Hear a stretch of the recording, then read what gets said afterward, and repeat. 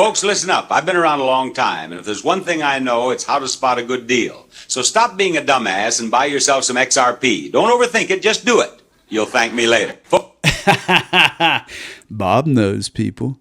Are you backing up the truck? Are you grabbing your XRP today before it skyrockets? Well, I'm not a financial advisor. I'm a crypto teacher, and I'm going to make a quick video today. I have several meetings that I'm going to attend online, several phone calls, a lot of really exciting things happening today, and we're going to go ahead and get after it. So today's sponsor is one of my paid sponsors, Caleb & Brown. They just came out with an app where you can contact your free broker 24/7, 365. When you're ready to make a quick buy, a quick sell, or a quick trade, you get a free broker. Caleb & Brown has institutional grade custody. It's free to sign up. There's no monthly fees. Check it out. You can move cash in, cash out. You can move crypto in, crypto out. Check out Caleb & Brown on the link below and tell them James Rule XRP sent you by. All right, real quick. Market cap is 3.78 trillion. Bitcoin is at 108.979.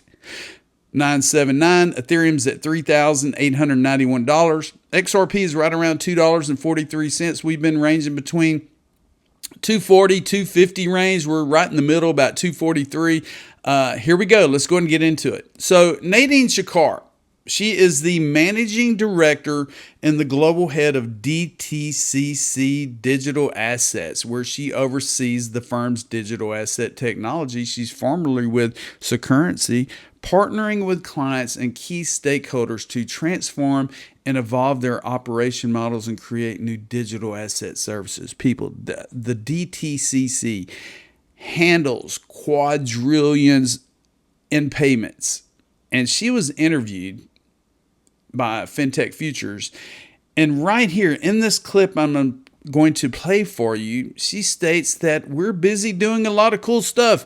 First thing is our inspiration right now to tokenize all $100 trillion in custody that we have. Listen to this video. So what are DTCC's latest initiatives then in the digital asset space? Oh, we're busy doing a lot of cool stuff. First thing is our aspiration right now to tokenize all $100 trillion in custody that we have. That requires a fair level of cooperation and collaboration with our regulators, with our market participants, and really trying again to export some of these standards that have served the U.S. market so well for decades to ensure that they're infused into the digital infrastructure. But then when we tokenize all that, you've got to create value for your participants. Having a token itself is great, but one would ask, so what? So we're leveraging a couple of things. One is working with the fintech community to be able to leverage a network of different blockchains so we can provide our clients with interconnectivity and interoperability so they can move these assets anywhere they want in a safe, controlled manner. The second one is back in April, we did something called the Great Collateral Experiment, which we've been able to provide a platform to our clients where they can use these tokens for collateral and try to facilitate the financing of any trades they so desire. So it's really giving these tokens purpose and value in the ecosystem. So that's where we're doubled down right now in working with various participants, fintech, big tech, to be able to build those rails in a scalable and secure manner, so we can hopefully facilitate and encourage adoption as we move forward. Excellent, excellent. I guess building on that point, I mean, what are some of the challenges in terms of the industry-wide adoption of DLT and digital asset capabilities and bringing those use cases to life? There's a couple of things. One is the technology. It's unrealistic to expect large financial institutions that through the years have spent millions and millions and millions on their technology to just throw it out and say, all right, like these blockchains are cool, we're going to go that way. So being able to integrate the old and the new is really job one. And a lot of the technology and the platforms that DTCC is bringing to market does facilitate that movement between, taking your tokens and being able to provide them to your participants and clients, if you will, through old rails. So your portals and all. So being able to marry the old and the new is critical.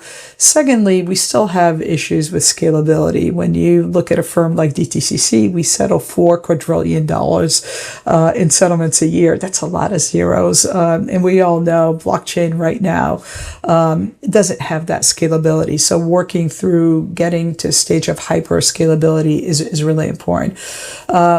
Regulations are less of an issue than they were like 6 or 8 months ago. But getting global harmonization, if you're a global firm, that's more of a challenge. But where the U.S. market was still, it was a little bit of an unknown, too much gray. I think we've got good clarity right now to be able to move forward, both on real world assets, and on crypto to a certain extent. And lastly, it's just being able to finally move away from speaking points.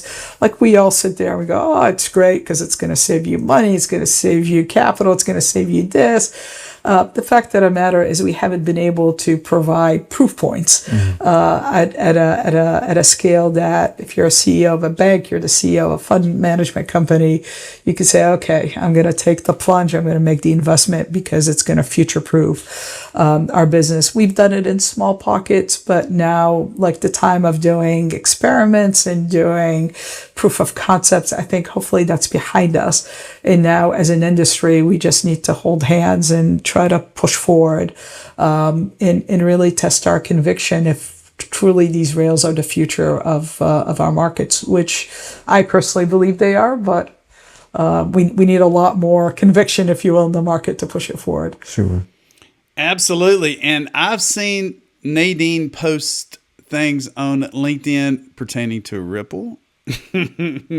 So DTCC is going to be looking for payment rails. They're going to be looking for blockchain technologies like the XRP ledger that was created years ago to send value, the internet of value, in seconds.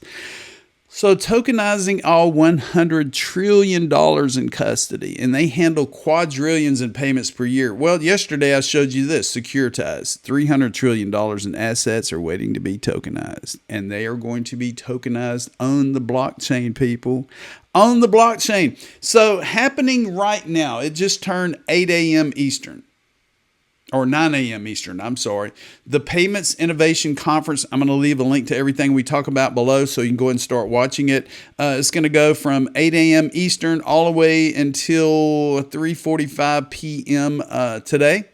So if you get a chance, tune in. They're going to be talking about Payments Innovation Conference, the Federal Reserve Board. You know, it's crazy because the government shut down and this panel is still able to speak when the government shut down. You know, that shows the importance of payments, of technology, of tokenization, of blockchain.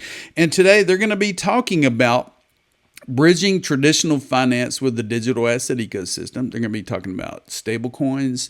They're going to be talking about AI and payments. And they're going to finally be talking about tokenized products with Franklin Templeton, DRW, BlackRock, and JP Morgan. So tune in. I'm going to leave the link below. Finally, I want to leave it with this. So a couple of months ago, people, my X account was compromised because I made a mistake. I received an instant message from an individual that I have been messaging in the past and I have interviewed in the past, and come to find out his X account was compromised. And what happened, the scammer sent me a message saying, hey, look, let's do a podcast. Click on this link, download the software. So what I did, I downloaded the software. And these hackers were able to pretty much infect my computer, infect my MacBook, and they took over my X account. And after this happened, I had to completely wipe out my MacBook to fresh. I had to change all my passwords, change all my two-factor authentication, everything else. And thank God they did not get access to my cryptocurrency. Well, this guy right here from North Carolina, his cryptocurrency account drained of $80,000 after he clicks on links for a virtual meeting is 2 minutes and 40 seconds. People, do not click on links. Do not click on emails. Do not click on anything within an email, a text message, a phone call, whatever. Listen to this right here. Now, this man is very involved in the cryptocurrency world, as he even has a YouTube channel breaking down ways to invest. He says this virtual meeting he thought would go just like the many others he's had, but instead it ended with his account drained. That's $80,000 gone. All of Kenneth Nicholson's money wiped out from his account is a scam that he says developed over time. They lured me in through a few days of conversation and detailed questions. Questions, as Kenneth is very involved in the crypto world. I started to create videos about cryptocurrency. I launched my own exchange on cryptocurrency. He said after many messages back and forth. They just wanted a meeting to discuss this tech. It was just a meeting. It was just a meeting. Minutes before the meeting, Kenneth got this message. It said there were technical problems with the meeting platform they are using. The gentleman sent me a link to download this software, and I clicked on it, and it then opened, I have a Mac, it then opened in my terminal and asked me for my password. Kenneth said he put in his password. The hairs on my neck started to raise. I opened up the script and I saw that there was a lot of funky characters in there. Immediately, Kenneth turned off his Wi-Fi, got everything off his computer, and went for a walk thinking the scammers didn't get access to anything. But when he logged on to double check, I've been signed out of all my accounts and my money was drained. His crypto account drained of the $80,000 he did have in it. It's one of the risks that I guess you're willing to take. This one hit a bit harder because I've never really been scammed like this. A targeted scam. His advice to others to prevent getting scammed like he did: slow down when responding to messages. A lot of times we make mistakes when we're rushing. I know it's hard in this day and age when so much is happening, but go a little bit slower and just cross your T's and dot your I's. Some good advice, and never click on links from people you don't know after he had been scammed. Kenneth took a closer look at that link he was sent, and instead of a legit meeting website, the link actually had extra letters of .co instead of .com. Also think twice when downloading anything to your computer. While it may seem harmless, in this case it was software that gave the scammers access to all of his accounts once. It's crazy, people. And these scammers are getting better at what they do. I receive emails talking about, okay, your social security documentation is ready. Click on this PDF. Don't do it. Don't do it, people. I mean, I get texts every day from fake Coinbases saying, your account's been compromised. If it has, call this phone number. Don't do it, people. Nobody will ever contact you. Do not click on links within emails. Do not click on links within social media conversations. Just keep yourself protected, because I'm lucky I didn't lose all my crypto. I'm lucky I got my X account back, and thank God there's people around the world that helped me do that. I was on pins and needles. Somebody took over my account, and I've built this account for the past 5 years. So now I'm locked in. Trust no one. Be sure to subscribe to the James Rule Crypto Show on YouTube, and we'll talk to you soon. Don't forget, I told you so.